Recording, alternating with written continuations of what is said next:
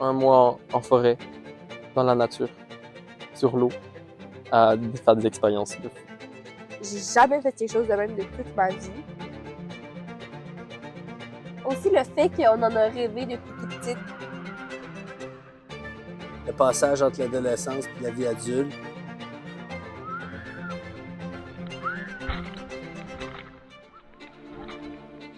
J'ai l'impression que les moments de quand j'étais campeuse que je me souviens le plus, c'est les moments qui étaient vraiment difficiles que j'ai réussi à surmonter. C'est comme un accomplissement que j'ai besoin d'avoir. Moi, j'ai redécouvert une nouvelle confiance en moi que j'avais pas avant. Moi, une leçon que j'ai apprise, c'est qu'il faut vraiment voir le meilleur dans tout le monde. De devenir monitrice après avoir été campeuse, je pense que c'est une des choses qui me rend les plus fière. On peut tous le faire, mais si tu dis que tu peux pas le faire, ça marchera pas.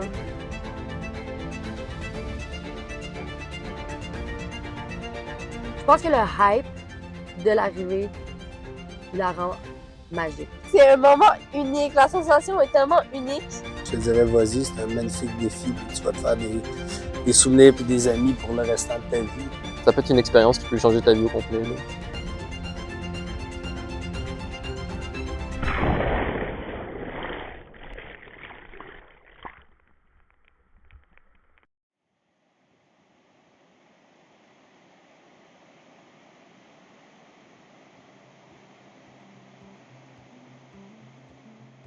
Ah, les Pions, c'est un groupe de jeunes qui décident de partir ensemble avec 2 moniteurs. Habituellement, c'est des groupes de 10-12, puis qui partent entre 21 et 24 jours pour une expédition de camping complètement isolée. Alors moi, j'ai fait les Pions 2 fois. J'ai fait les Pions en 88 puis en 89. Donc, je suis né en 72, j'avais 16 et 17 ans. Quand j'étais pionne, j'ai fait 2 fois, moi, les pionnes. J'ai commencé par faire le trajet de la Matterhorn à Vermillon. Puis là, comme j'avais complètement adoré puis que c'était une des meilleures expériences de ma vie, j'ai décidé l'année d'après de retourner au camp. Et là, j'ai fait Bazin-Gatineau, qui est complètement différent. On a fait à Bazin-Gatineau. C'est une rivière qui part de Parent, qui finit au barrage Pogge.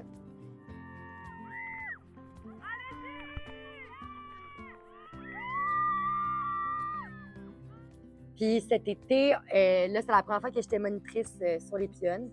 Puis on a fait un trajet monnaie, fait qu'on descendait pas une seule rivière, on était plus fort.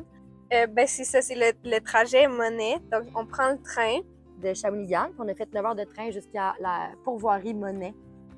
Et on a commencé par descendre une petite partie de la rivière Mégiscane jusqu'à ce qu'on arrive au réservoir Gouin, qu'on a traversé de bord en bord. Et après ça, on va descendre la rivière Saint-Maurice. Puis c'est une expé où est-ce qu'on est très chanceuse parce qu'on termine par nos propres moyens, fait qu'on revient au camp nous-mêmes. C'est comme vraiment un très, très cool exploit de faire ça. J'ai toujours voulu faire ça, genre, de aller longtemps dans un endroit où il n'y a personne, puis être en canot sur 1000 canots. C'est mon père qui m'a appris ça.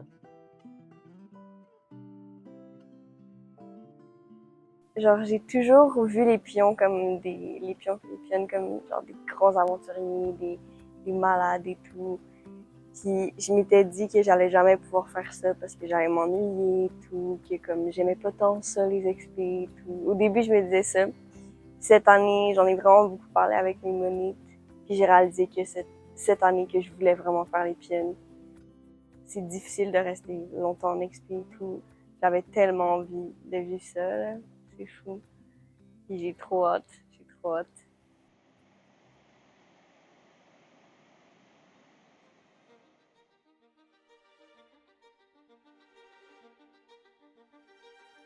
Vraiment être capable de faire de bigger picture de tout. C'est comme, il n'y a tellement pas de stress. Tu es au courant de rien, il n'y a rien qui se passe autour. C'est comme si la vie était sur stop. C'est comme, c'est juste tellement le fun. Fait que, quelque chose que j'aimerais ça être capable de faire dans mon quotidien beaucoup plus. D'être comme, il n'y en a pas de stress. Le soleil, on est bien, on est ensemble. Pour revenir sur vos téléphones, mais le fait qu'aujourd'hui, vous êtes toujours connectés, puis l'Internet, puis là, tu dis, pendant 3 semaines, presque un mois, je vais être complètement déconnecté. Je trouve ça fantastique. Puis il n'y a pas personne qui est revenu qui semblait dire « Mon Dieu, j'ai donc manqué mes réseaux sociaux. Vous n'avez rien manqué de ça. » Puis je pense que ça vous a fait du bien de réaliser que tu peux être déconnecté puis que la vie continue. Puis finalement, tu n'as pas manqué tant d'affaires que ça.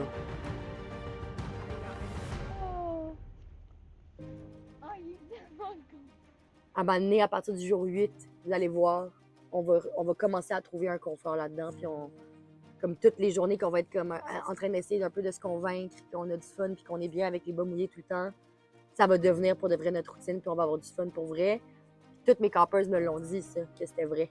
Puis à partir du jour 8, on a commencé à être confortable. Puis je me souviens, cette journée-là, il pleuvait. Puis on s'en foutait complètement qu'il pleuvait parce qu'on était jour 8, fait que ouais, ça changeait rien.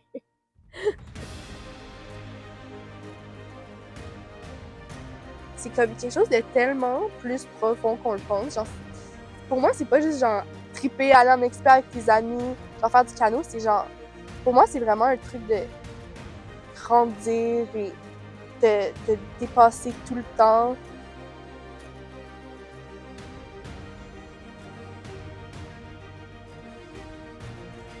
Je pense que ça va tellement m'aider à grandir en tant que personne, comme expérience, puis de sortir de ma zone de confort, sortir de ce que je suis habituée et tout, puis me découvrir aussi en tant que personne, puis faire ça avec du monde que j'adore aussi. 3, 2, 1, go!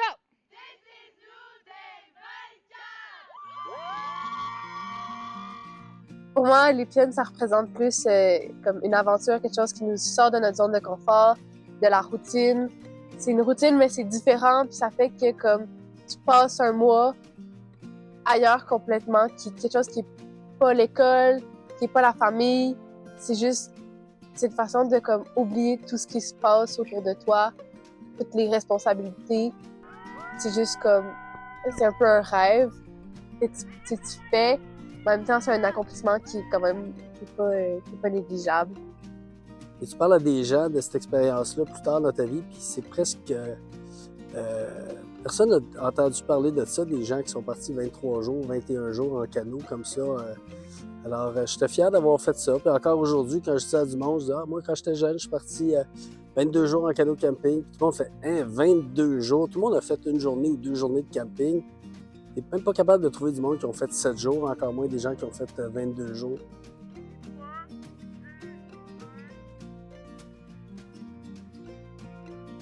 Fait que j'ai vraiment aimé ça, les moments de plat où on parlait pas, puis je peux juste genre, contempler la nature, puis penser à plein d'affaires.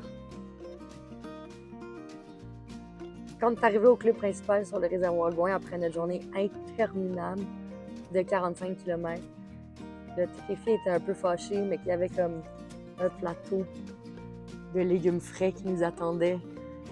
Que c'était tellement fancy, puis c'était genre le plus beau coucher de soleil que j'ai vu dans ma vie. C'était genre bleu, rose, mauve. Il y avait les chiens qui s'amusaient, puis on était comme super bien plus heureuses. C'était vraiment un beau moment. Et moi, j'aime vraiment aussi les moments où on se fait à manger, parce qu'on est tous ensemble. C'est comme notre pause de la journée, où on placote et tout, puis on fait notre petit... Je trouve ça tellement cute. Genre, c'est les moments où il y a les plus belles convives. Moi, j'étais un gars de groupe, alors je te dirais, j'aimais tout, mais les soirées, juste se retrouver ensemble, le bar, faire de la nourriture, un feu, c'est vraiment... il y a des feux qu'on a faits, là, surtout sur le Saint-Maurice, dans ce temps-là, il y avait encore de la pitoune, alors qui étaient des bio de bois, alors on a fait des feux absolument ridiculement hauts, là, de 4-5 pieds de haut, puis juste vraiment profiter du temps, mais je pense que les soirées, c'était mes plus beaux moments.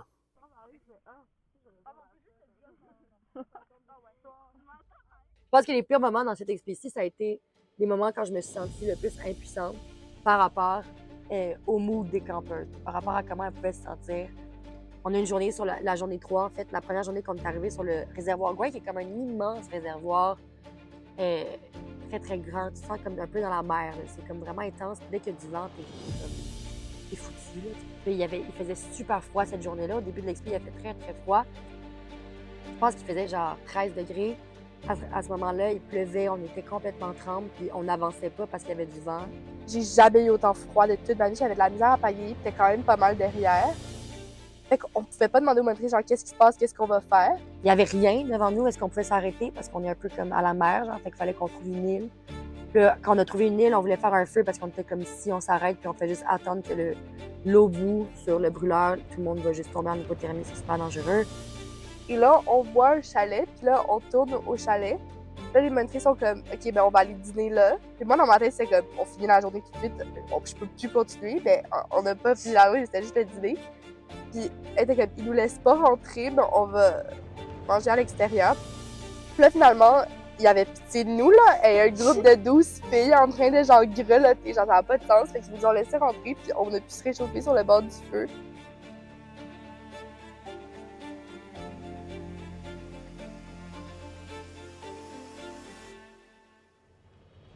L'autre journée, là, sur le Liverno, on avait fini à 9h30 le soir, là, où là, t'en peux plus. Puis c'est une petite rivière qui tournait comme ça. Puis à chaque fois que tu penses que t'arrives, finalement, c'est tant des faux espoirs à chaque tournant de rivière. T'es là, je pense que c'est là, je pense que c'est là.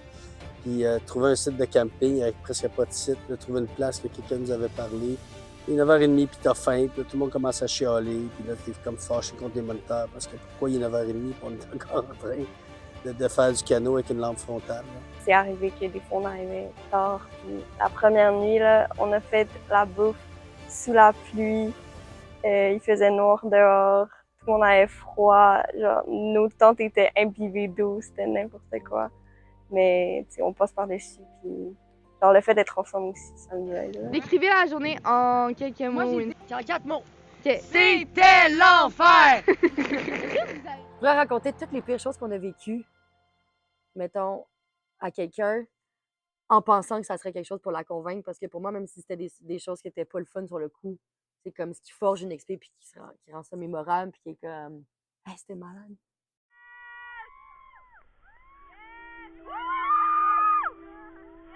Même si tu refais plusieurs fois la même rivière, c'est jamais la même expédition. Puis tu réalises à quel point c'est les gens qui t'entourent qui font que c'est extraordinaire. En épion, t'es 10 campeurs plus 2 moniteurs. Puis si quelqu'un fait pas la job qu'il est supposé de faire, je veux dire, tout le monde est ralenti par ça. Puis tu veux pas être cette personne-là. C'est ça, tu le sais pas, qu'est-ce que tu t'en vas vivre. Genre, tu sais que ça va être le fun, tout le monde te le répète, tu sais que ça va être tough, tout le monde te le dit, puis tu sais que comme... Mais tu ne sais pas à quel point toutes ces émotions-là sont comme vraiment poussées dans les extrêmes.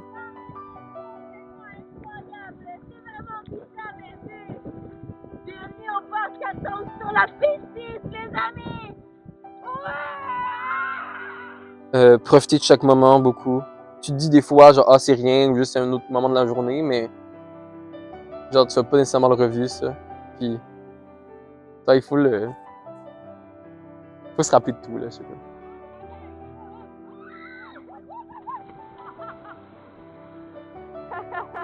Je pense que ce dont je suis le plus fière, c'est d'avoir fait en sorte que les campeuses adorent l'expé qu'on vient de faire, qui était particulièrement difficile et éprouvante.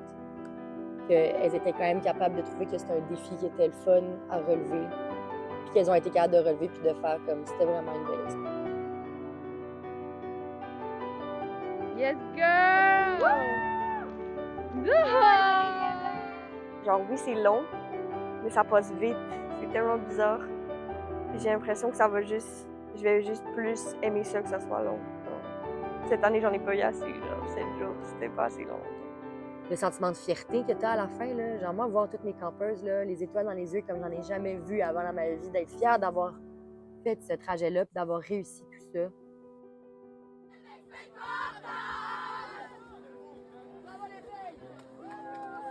Alors, je dirais que c'est une expérience de vie qui va les suivre jusqu'à leur mort.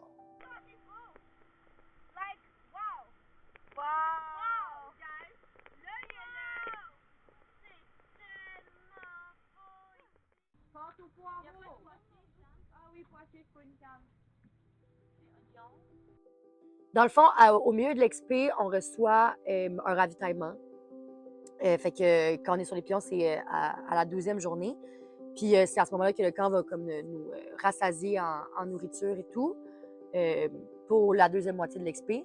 Mais c'est aussi à ce moment-là qu'on reçoit tous les colis, les lettres, les boîtes de nos familles et amis qui nous ont envoyé plein de choses. Et on a chacun une boîte avec des choses que comme notre famille, nos amis nous envoient, des lettres. Les boîtes, c'est comme un vent de fraîcheur, quelque chose qui nous rappelle notre maison puisqu'on est tellement loin. Puis tellement loin des gens qu'on aime que des fois, on veut se rappeler que ces gens-là, ils pensent à nous même quand on n'est pas là. Tout le monde pleure? Oui. Oui, mais c'était-tu la photo? Fait que c'est des boîtes de souliers avec des lettres puis des bonbons surtout.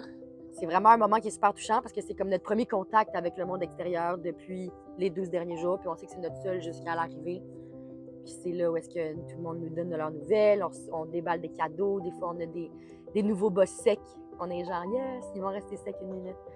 Et c'était tellement beau. Puis tu voyais comme les interactions que t'as avec genre, que tes amis ont avec leurs parents. Puis c'est comme, je sais pas comment dire, genre c'est tellement bizarre parce que ces personnes-là ont fait les boîtes quand ils étaient encore avec eux, genre. C'est pas réellement quelque chose qui t'envoie en plein milieu de ton expédition, mais quelque chose de simple comme genre ton bonbon préféré que ta mère s'est rappelé que c'était ton bonbon préféré puis elle t'a mis dans ta boîte. Ça peut tellement faire du bien puis te donner ton courage pour le reste de l'expédition, je trouve. Alors, comment on se sent après le ravi? On est super émotifs car on a reçu des lettres de nos amis. On fait comme le plein de nourriture. Fait qu'on reçoit pour la première fois depuis 12 jours la nourriture fraîche. Fait que là, on peut remanger des fruits pour la première fois. Fait que ça fait du bien. On a comme un souper du ravi qui est planifié. Fait que c'est souvent des saucisses. Puis là, on a du melon d'eau pour le lendemain matin. Puis on a du yogourt. Puis on a une grosse pinte de lait au chocolat. Puis c'est comme, my God, c'est la meilleure chose que j'ai pu dans ma vie entière. Fait que c'est vraiment un fun moment, le ravi. Un des plus beaux moments pion, dans notre temps, le ravitaillement, il se faisait par hydravion. Alors, tu te sentais encore plus loin. Surtout la deuxième année, on avait vu à peu près personne pendant 18 jours jusqu'à temps qu'on arrive à La Tuque. Dans ce temps-là, le ravitaillement, il arrivait en avion. Alors, ça te faisait encore plus réaliser comment tu étais complètement écarté de la civilisation, que ça prenait un avion pour t'amener de la nourriture. Élise, avec nous. Élise, comment te sens-tu? J'ai mal aux épaules. Super! J'adore! Juste à côté de nous, à côté d'Élise, on a Sophie Trams. Sophie, comment te sens-tu? Salut la gang! Super! Nos monitrices, elles ont fait les pionnes plusieurs fois. Elles savent comment ça fonctionne, elles savent les bonnes choses à faire, puis elles nous montrent l'exemple. Puis aussi, genre, ça devient, genre, la relation, elle devient moins, c'est ça, autoritaire, comme quand, mettons, t'es gyro ou même tourneau, genre, ça devient plus, mettons, ton ami, genre, un peu. Oui, c'est une autorité, mais genre, elle est valide, puis on l'accepte. Ça fait du bien aussi de le vivre de l'autre côté, puis d'être genre, OK, c'est moi la personne responsable. Des fois, c'est très vertigineux aussi comme sentiment, là, d'être comme, OK, à partir de maintenant, c'est moi la responsable. Avec l'autre fille qui fait la même chose que moi, qu'elle, tu sais.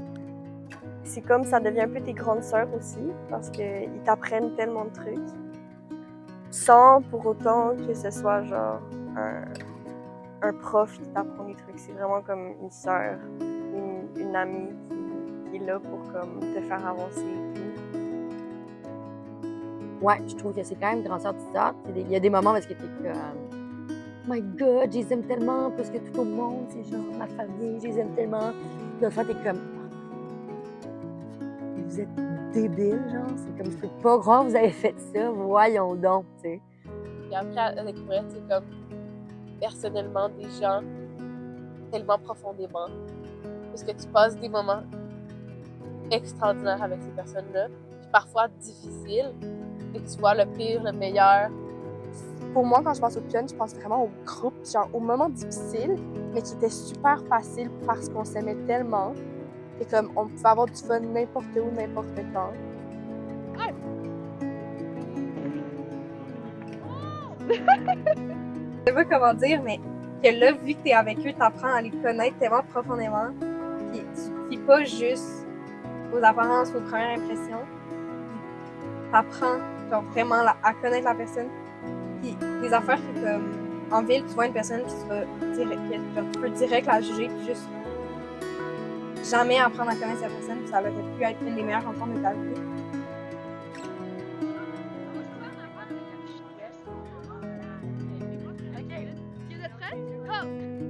En direct du réservoir, quoi!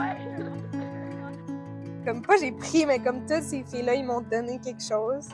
Ils m'ont fait que j'ai tellement grandi. Puis je suis devenue genre une personne différente, là. En tout cas.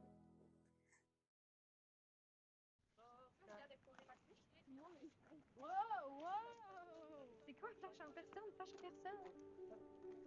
Puis les pions au camp, c'est comme un mythe, hein, parce que tu les vois jamais. Quand tu es campeur, tu en entends parler, mais personne ne les voit. Si tu es là au début, tu les vois partir peut-être, puis même là, et tu en entends parler tout le long du camp, puis à un moment donné, ils arrivent soudainement. La plage est genre en demi-lune, puis là, il y a genre ta famille. Là, ça va des plus jeunes aux plus vieux campeurs. Puis j'ai été dans tous ces spots-là en train de regarder l'arrivée de tous les angles différents. Le fait que le camp au complet fasse des expés, mais que tu commences avec 1 ou 2 journées d'expé, puis que tu regardes quelqu'un qui revient d'en faire 24, c'est comme t'es déjà émerveillé. C'est ça qu'on voyait, tu sais. Nous, on voyait pas les pionnes, tu sais, on voit pas l'expé. Quand t'es plus petit, tu vois juste l'arrivée, genre c'est ça. Les attentes sont genre... De devenir un peu ce que quand tu fais j'avais assisté comme campeur à l'arrivée des pions, donc de dire mon Dieu, je peux être cette personne-là qui sent pas super bon, mais qui a l'air d'avoir vraiment vécu un super beau moment avec sa gang. Je me sens d'être émerveillée là, en regardant les arrivées des pions. Je me sens de les trouver tellement grandes et grands et genre vieux et forts et fortes et comme tellement matures puis tellement impressionnants, puis de regarder ça peut-être comme my God, je sais pas si un jour je vais avoir 16 ans. C'est vraiment nos modèles, en fait. Les pions et pionnes, quand ils arrivent, genre, on a envie d'être comme eux, puis d'être fort comme eux. Puis aussi, le fait que tout le monde à Minot est pas mal passé par là. Fait que tout le monde est content pour toi. Tout le monde comprend ce que tu as vécu. C'est ça qui la rend magique parce que c'est collectif. Puis cette journée-là, tout le monde est excité, on arrive, puis comme on est tous ensemble aussi, genre le fait que ça soit rassemblé, de les voir arriver, ça me donne juste plus envie de le faire aussi, de les voir. Ils ont tellement l'air sereins, puis comme heureux de l'avoir fait. Mettons, tu vois les personnes à l'arrivée, là, quand t'es plus jeune, pis t'es comme, pourquoi est-ce qu'ils pleurent? Genre, je comprends pas. Après ça, t'arrives, pis t'es genre, wow. Comme toutes ces personnes que j'ai tellement admirées pendant toute ma vie. Genre, je suis à sa place en ce moment, genre.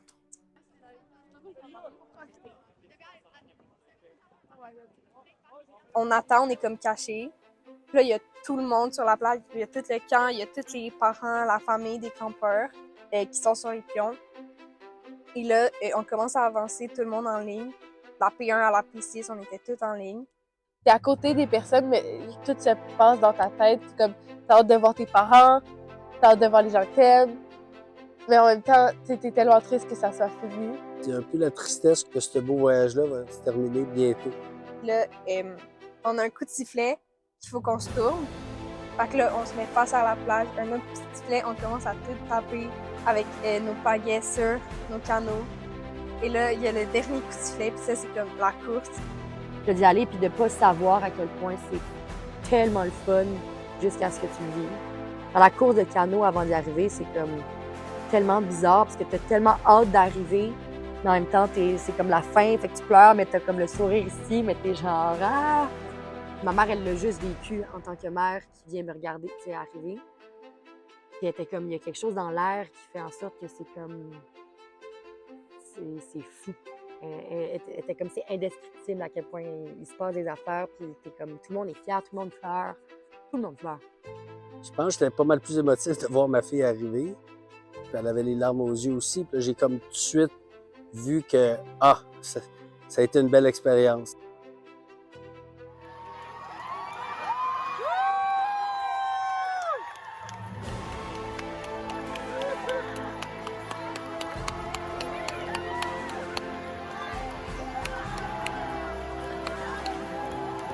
Tu sautes de ton canot.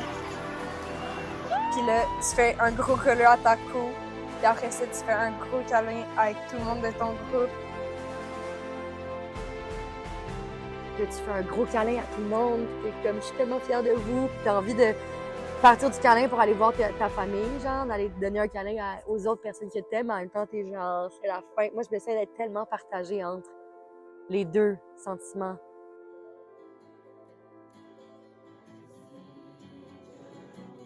Une immense plage d'amour, là. Oui, vraiment. Comme les gens, ils courent vers les gens qui aiment, qui n'ont pas vu depuis longtemps. Là, tu vois toutes ces personnes-là, t'es comme « Oh, je vais faire un câlin à toi, je vais faire un câlin à toi, je vais faire un câlin à toi. » Puis tu choisis. C'était le plus beau moment de toute ma vie. Puis je me disais aussi ça va être le plus beau moment de ma vie, puis ça l'a été.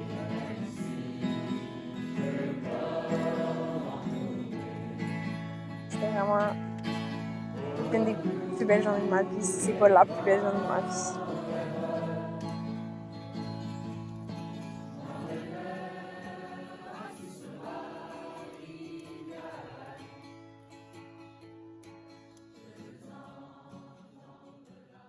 T'es genre. Voyons donc, Justine, comment? Genre, à quoi tu penses? Puis là, 8 secondes plus tard, t'es comme, ah, viens ici, mon petit bébé, je vais te... Tu sais, c'est très ça, je trouve.